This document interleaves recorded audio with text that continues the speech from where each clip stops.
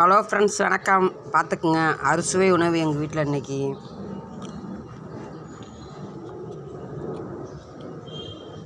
இது வந்து பருப்பு தோசை, புரோட்டீன் தோசை, நல்லா காரமாக இருக்குது. இது இனிப்பு.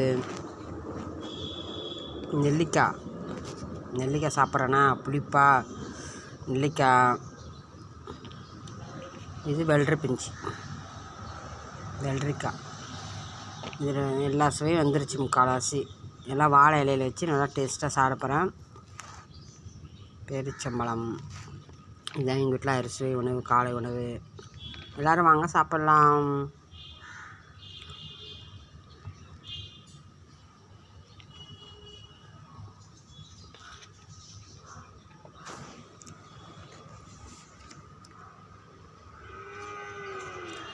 கீரையெல்லாம் போட்டு நல்லா சுட்டுருக்கோம் டேஸ்ட்டாக.